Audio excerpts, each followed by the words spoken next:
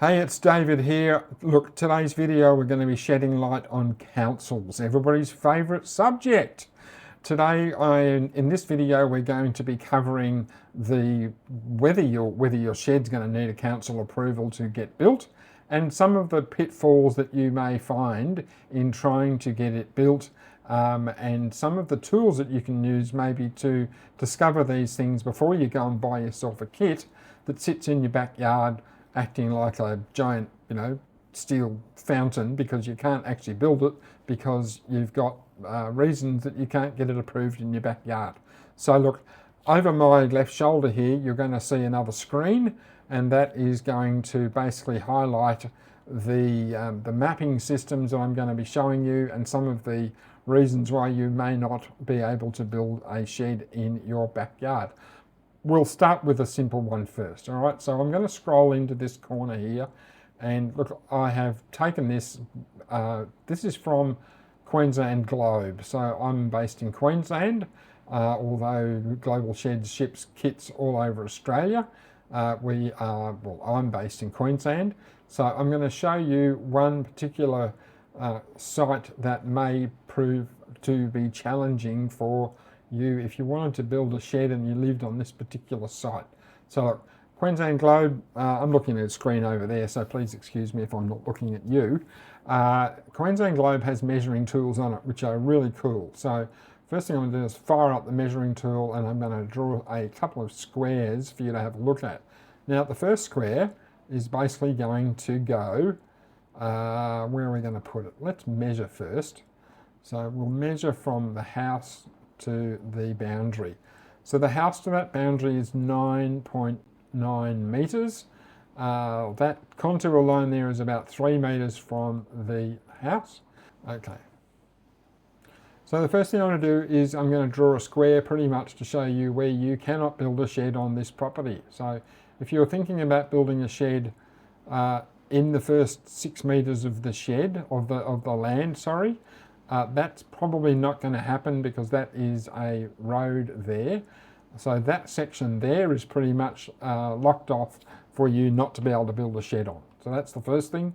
And of course, the next area that you're going to be able to not build a shed on is pretty much anywhere along here, because this is all blocked out by the council. Usually it's about 6 metres from the boundary, sometimes it's 4. This house is actually 3.6 metres from the boundary, so they're a bit closer to the boundary than I thought they would be, but they're unlikely to be able to build a shed in this area around here at the very least. If they were thinking about building a garage right on the front boundary, not going to happen. Look, you can build open buildings, i.e. carports, in some areas, but most of the time they will not let you build a closed-in building in that area. So pretty much corner sites, you've got to treat both as a front. You can't just say one's the front, one's the side, I can build in the side. The council doesn't see it that way, they see everything as a front. So even if you back onto a lane, a lot of councils will not let you build up to the side boundary. Now, again, this tool, this Queensland Globe tool I have, is pretty amazing because it can show me a lot of areas that you simply you can't build on if you've got your layers set. Now I've got layers of this set. I've got my contour lines, and I've also got my what else have I got there? I've got contours and I've got easements set. So you can see this section here, this is all green. So basically that means that this entire area has an easement over it. Now, this easement, for example, was included in the last redesign of the council's local government area plan in July last year. And they've basically made all of these houses here, they have what's called an overland flow, which designates that the floodwaters, when it floods, will flow over this land. Now, once upon a time, that didn't matter. But in the new plan, they've designated all of this as an overland flow area, and that now means that you basically need permission from the council over and above a building permit to build there. And believe you me, they will make it rather difficult for you, and it will be expensive because you'll probably need the equivalent of a development approval. Okay, so one of the other tools that I use is an Urban Utilities Open Data Map. Now again, most city councils have you have the ability to access this information, not necessarily from Urban Utilities. Toowoomba, it's the Toowoomba City Council run their version of this site. Redland Shire run their own version of this site. And pretty much this information is Australia-wide, and it shows you where water mains and sewage pipes are. So we'll just go in there quickly and I'll just type in an address.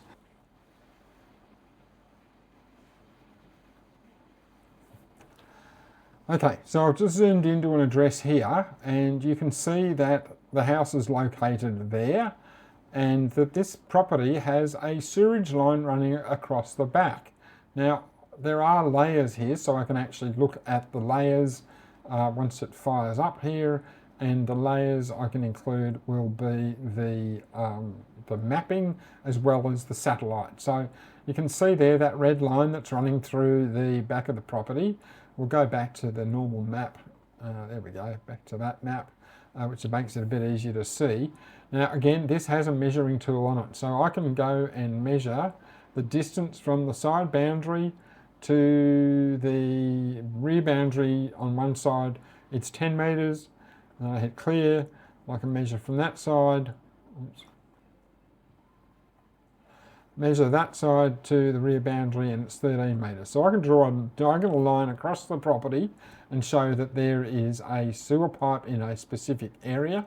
Now you'll see this little doovalaki here.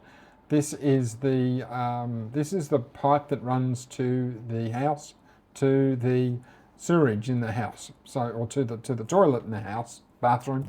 Now you'll notice that pipe is not shown there. So that pipe is called a private sewer line, and that pipe is not shown on this diagram. That is something you'll need to go to the council to get from them as a plan from when the house was built.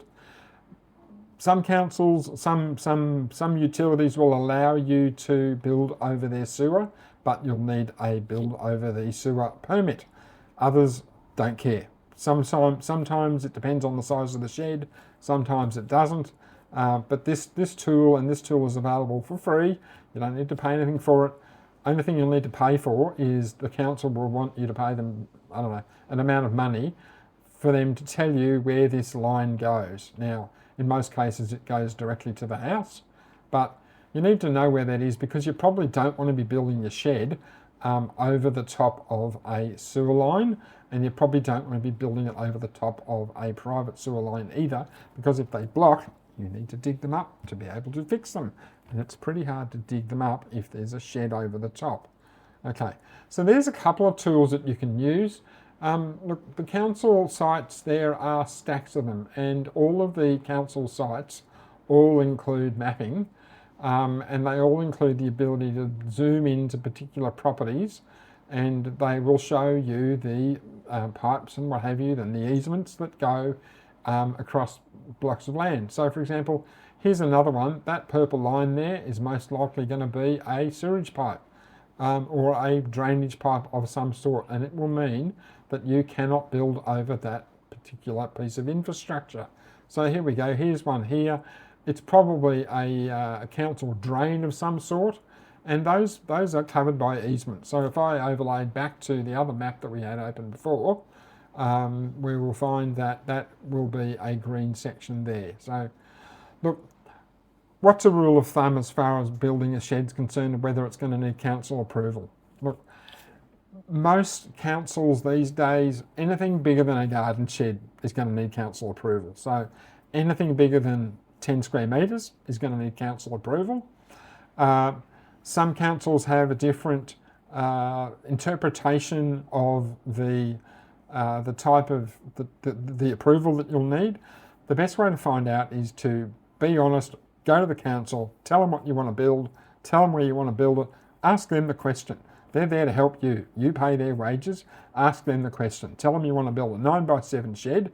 I want to build it 1500 mil from the side boundary and 1500 mil from the back boundary. Can I do it If not, why not? And if so, what's it going to cost me in permits? What permits am I going to need? And how long are they going to take to get? So every state's different. But the one thing that is universal in sheds is generally that most councils will not let you build a enclosed building within 6 metres of a front boundary, and most councils will not let you build within 1500 mil of a side boundary. But that can vary wildly depending on the zoning. My best advice is, if you are building a shed, go and ask your council where you can build it or where you can't build it, and basically abide by that ruling. So there we go. So now you know whereabouts you can and you can't build a shed, and whether it's going to need approval. Again, like and subscribe to the channel and hit the notification bell so that you get let know when the next video is, and I will talk to you soon. Hopefully we've shed some light on your next shed project. Have a great day.